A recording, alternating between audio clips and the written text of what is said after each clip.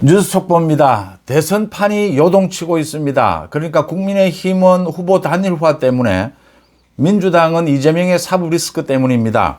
먼저 국민의힘입니다. 윤희숙 여의도 연구원장이 처음으로 공개적으로 이 김문수 후보에 대해서 단일화할 마음이 없다면 후보 자격을 내려놓고 길을 비키라 라고 했습니다. 이 후보 단일화는 국민들과의 약속이고 이재명을 제압하기 위한 유일한 길이다. 이걸 어기는 것은 당원과 국민을 배신하는 것이다 라고 하면서 윤희숙 원장이 처음으로 이 후보 단일화 마음이 없다면 후보 자격을 내려놓고 길을 비키라, 후보에서 사퇴하라 라고 직격탄을 날린 셈입니다. 지금 오늘 오전에 이어서 오후에도 국민의힘 의원총회가 계속 열리고 있습니다. 그러니까 어젯밤에 그 김문수 후보가 요구했던 세 가지 안, 이 선대위를 꾸리고 자기를 국민의힘 후보로 인정해 달라, 존중해 달라, 이 당무 우선권을 달라라고 하는 부분에 대해서 권영세, 권성동이 동의를 했습니다. 사무총장도 필요하면 바꾸겠다라는 걸로 동의를 했습니다. 그런데도 오늘 계속해서, 그러니까 국민의힘 당 안에 이 후보 단일 추진단이 만들어졌습니다. 그래서 이 김문수 측과 김재원입니다. 김재원 비서실장과 이렇게 만나서 협의를 했는데 진전이 되지 않고 있다. 김문수 후보도 어제 요구안을 받아들인다라고 했는데 오늘 이 경북을 방문을 해서 후보 단일화는 하겠다. 그런데 언제 하겠다라는 말은 하지 않고 있습니다. 그래서 이게 지금 최고조로 올라가고 있습니다. 지금 의원총회에서는 많은 이야기들이 쏟아지고 있습니다. 수위가 굉장히 높아지고 있습니다. 그걸 이제 대표해서 윤희숙이 후보 자격을 내려놓아라 이렇게 직격탄을 날렸고, 권영세 비대위원장도 오는 11일까지 후보 단일화를 해야 한다. 내일 전 당원을 대상으로 해서 후보 단일화 찬반 여론조사를 하겠다. 이제 압박을 하는 것입니다. 그리고 11일까지 후보 단일화가 되지 않으면 자신이 비대위원장직을 사퇴하겠다. 배수의 진을 친 겁니다. 한덕수는 오늘 프레스센터에서 기자회견도 가졌고 이낙연과도 회동을 해서 임기 3년 단축 개헌에 합의를 했습니다. 이낙연과 회동을 했습니다. 지금 가장 김문수 후보를 비롯해서 오늘도 가장 문제 삼고 있는 것이 자신을 지금 이 대선 후보로 인정을 하지 않고 있다. 또 당 지도부에서 권영세, 권성동입니다. 이양수 사무총장을 비롯해서 오는 10일, 11일 해서 전당대회를 잡아놓고 있다. 그러니까 전국위와 전당대회를 잡아놓고 있다. 왜 전당대회를 여는지 이 이유는 밝히지 않고 이렇게 잡아놓고 있다. 전당대회, 전국위를 잡는 것은 이건 당헌 당규 개정입니다. 그러니까 김문수 후보 측에서는, 김문수 후보도 직접 이야기를 했습니다. 자신을 끌어내리려고 하는 것이 아니냐.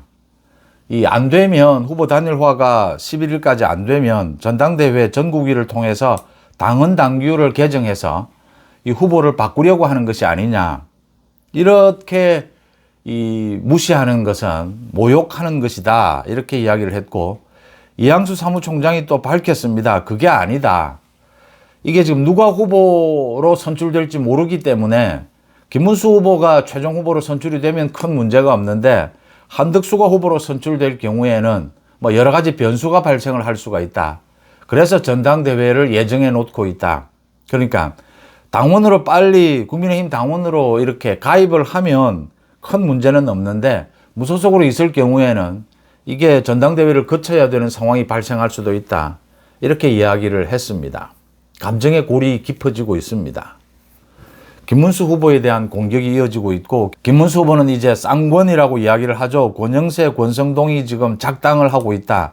김문수 후보를 무시하고 있고, 김문수 후보에 대해서 지금 끌어내리기, 이 작업을 하고 있는 것이 아니냐, 이런 이야기들입니다. 이런 상황에서 지금 홍준표는 미국을 간다, 또 한동훈도 예측할 수 있었던 그런 분열 아니냐, 국민들 앞에 부끄럽다라고 하고 있고, 이 선대위에 참여도 하지 않고 있습니다. 어수선합니다. 그러니까 직격탄도 윤희숙 원장이 날렸고, 권영세도 뭐 자기가 낼 수 있는 카드를 다 꺼내 들었습니다. 사퇴하겠다라고 했습니다. 김문수 후보는 지금 뭐 경북에 이어서 내일은 또 부산 이 PK, TK를 찾는다라고 하고 있습니다. 두 가지입니다. 김문수 후보가 지금 내고 있는 메시지를 보면 두 가지 전략으로 읽힙니다. 하나는 컨벤션 효과에 의해서 많이 따라 붙었습니다. 그런데 지지율 조사에서 한덕수와 김문수의 후보 단일화 누가 더 유력하냐? 그래도 오차범위 내인 이 여론조사도 있지만 그래도 한덕수가 조금 앞서고 있는 걸로 나오고 있습니다. 김문수의 득표 전략으로도 꼽힙니다. 득표 전략. 이렇게 좀 한덕수 이 후보 단일화 이 부분을 좀 흔들어 보자. 그래서 국민의힘 이 후보로 선출된 자신에게로 관심을 집중시키는 그 용으로 이제 뭐 실수한 부분도 있고 하니까 권영세, 권성동에 대해서 직격탄을 때리면서 이 좀 지지율을 끌어모아 보자라는 전략으로 일단은 읽힙니다. 그 다음 두 번째는 좀 더 길게 시간을 끌면 끌수록 역시 국민의힘 후보인 자신이 유리한 것이 아니냐. 초조해지고 다급해지는 것은 한덕수 아니겠느냐.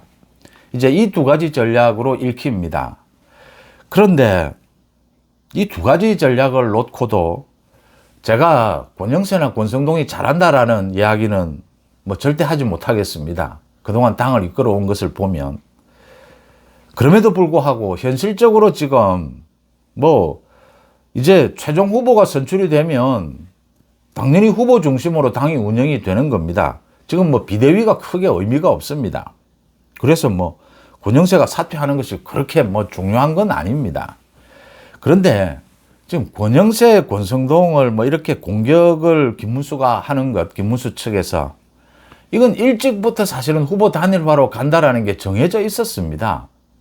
그게 가장 찬성한 사람이 김문수였고 그래서 김문수로 지지가 모인 부분이 있습니다. 그 부분을 좀 인정한다면 김문수가 후보 단일화에 대해서 이렇게 소극적인 모습을 보이는 것이 지지율에 과연 도움이 되겠느냐. 이런 메시지로 지지율에 도움이 되겠느냐라는 겁니다. 지금은 좀 트집 잡기 이런 걸로 비칠 수가 있다.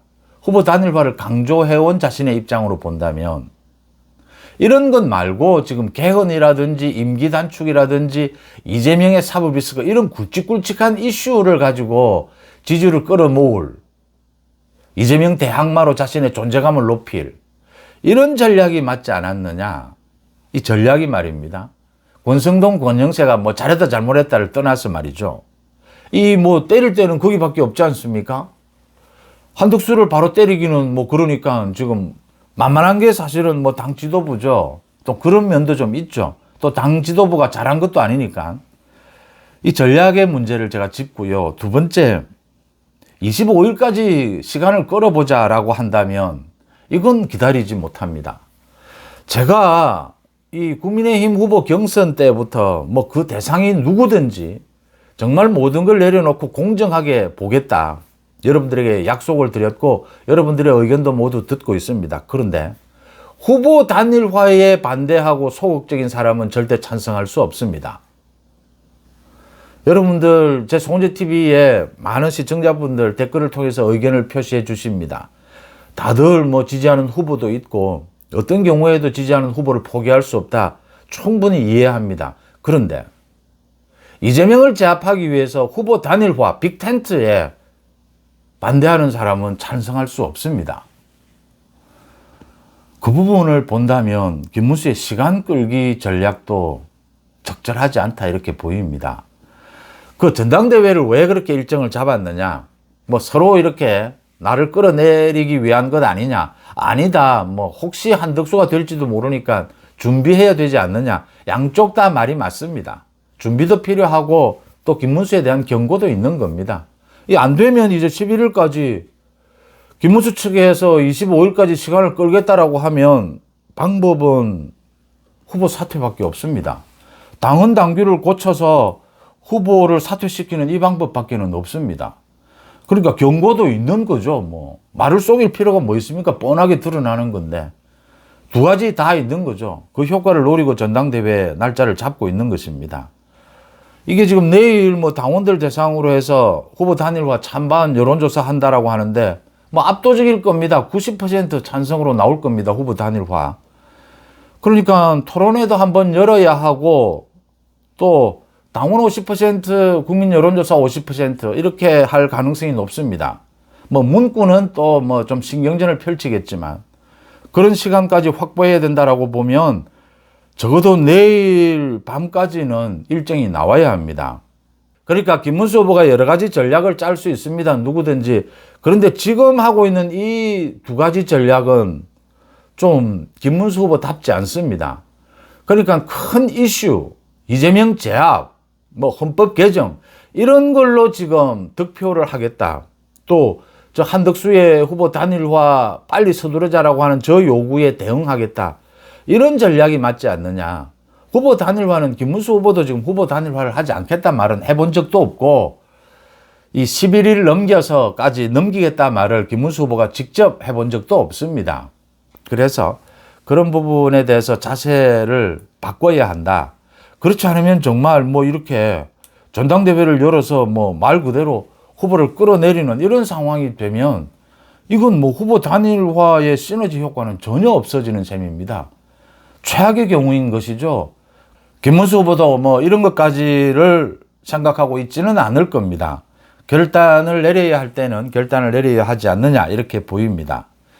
그 다음 민주당입니다. 민주당에서 구체적으로 이재명이 안 될 경우에 낙마를 할 경우에 이 플랜 B를 준비해야 되지 않느냐라는 소리가 나오기 시작했습니다.